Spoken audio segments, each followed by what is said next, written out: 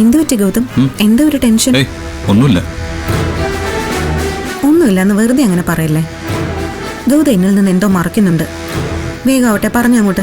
സത്യവാ നിധി, ഒന്നുമില്ലെന്നേ. ബിസിനസ് ഒന്ന് ശരിയാവത്തിന്റെ ടെൻഷനാണോ? നടക്കാതെ പോയ കാര്യങ്ങൾ ഓർത്ത് വിഷമിക്കുന്നത് ബുദ്ധിമാന്റെ ലക്ഷണമല്ല. അത് വിട്ടേക്ക്, എന്നിട്ട് അതിൽ നിന്നും പുറത്തു വാ. നമ്മൾ വാതിലുകൾ മുട്ടിക്കൊണ്ടിരിക്കണം, പലതും തുറക്കില്ല. അവസാനം നമ്മുടേതെന്ന് പറയുന്ന ഒരു വാതിൽ നമുക്കായി തുറന്നു കിട്ടും. അങ്ങനെ വാതിൽ എളുപ്പത്തിൽ തുറക്കാവുന്ന ഒരു കീ ഞാൻ കൊണ്ടുവന്നിട്ടുണ്ട്. തരട്ടെ? എന്താ? അതൊരു സാധനമാണ്. ഇന്നത്തെ കണ്ടീഷനിൽ ഗൗതമിന് ഒരുപാട് ഉപകാരപ്പെടുന്ന ഒരു സാധനം. അതെന്ത് സാധനം? നോക്കട്ടെ.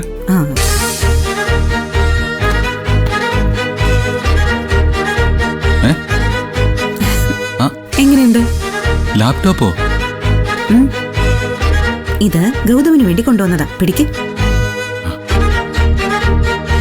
ബിസിനസ് ആവശ്യമായിട്ട് ഒരുപാട് ഡോക്യുമെന്റ്സും മെയിൽസും ഒക്കെ അയക്കേണ്ടി വരും. എല്ലാം ഫോണിൽ ചെയ്യാന്ന് പറഞ്ഞാ ബുദ്ധിമുട്ടാവില്ലേ? ഫോണും കുത്തിപ്പിടിച്ചിരുന്ന ഓരോന്ന് ചെയ്യുന്നത് ഞാൻ കണ്ടായിരുന്നു. അതുകൊണ്ടാ ഒരു ലാപ്ടോപ്പ് ഒപ്പിച്ചെടുത്തത്.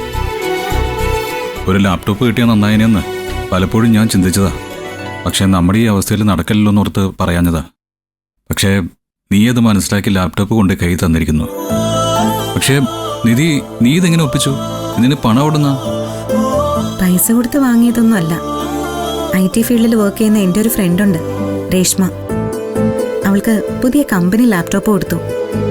ഇതവിടെ വെറുതെ ഇരിക്കുകയാണെന്ന് പറഞ്ഞപ്പോൾ അവൾ എനിക്ക് തന്നു. നടക്കുമ്പോഴും പോകുമ്പോഴും ഉറങ്ങുമ്പോഴും ഒക്കെ നിന്റെ ചിന്തകളെല്ലാം എന്നെ ചുറ്റിപ്പറ്റി മാത്രമല്ലേ? എനിക്ക് വേണ്ടി വാടക വീടെടുത്തു, കഴുത്തി കിടന്ന മാല വിറ്റു, ഫോൺ വാങ്ങിച്ചു തന്നു, എനിക്കിഷ്ടമുള്ള ഭക്ഷണം ഉണ്ടാക്കി തരുന്നു. ഇപ്പം ഈ ലാപ്ടോപ്പ്. നീ നിനക്ക് വേണ്ടി ഇതുവരെ ഒന്നും ചെയ്യുന്നത് ഞാൻ കണ്ടില്ല. നിനക്ക് നിന്റേതായ ഒരാഗ്രഹങ്ങളും ഇല്ലേ? ഉണ്ടല്ലോ.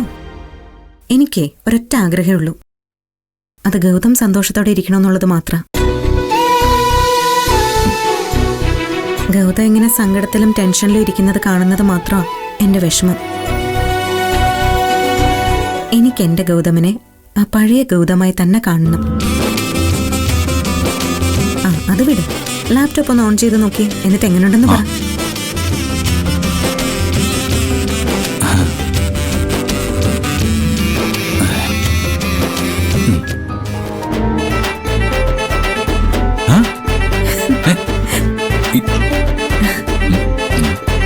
അല്ല, ഇതെങ്ങനെ?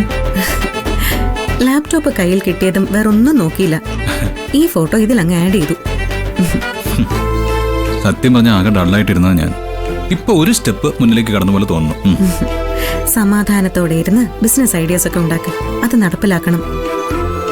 എന്റെ ഗൗതമിന് എന്നായാലും ഒരു വലിയ വിജയം ഉണ്ടാവും. എന്റെ വിശ്വാസമല്ലേ, അതിനെ കാത്തു സൂക്ഷിക്കാന്നുള്ളത് എന്റെ കടമയാ. ഈശ്വരമംഗലത്തെ ഒരു സഹായം ഇല്ലാതെ എനിക്ക് ബിസിനസ് തുടങ്ങണം. പക്ഷെ എവിടെ ചെന്നാലും ഗോപിനാഥ് സാർ ഒരു വാക്ക് പറഞ്ഞാൽ ലോൺ അപ്രൂവ് ചെയ്യാമെന്ന് മാത്രമാണ് പറയുന്നത്. അതാണ് ഇപ്പോഴത്തെ എന്റെ പ്രശ്നം. അതോർത്ത് വിഷമിക്കാതിരിക്കെ. ഞാൻ പറഞ്ഞില്ലേ, നമുക്ക് എന്തെങ്കിലും ഒരു വഴി തെളിഞ്ഞു വരും ഗൗതം.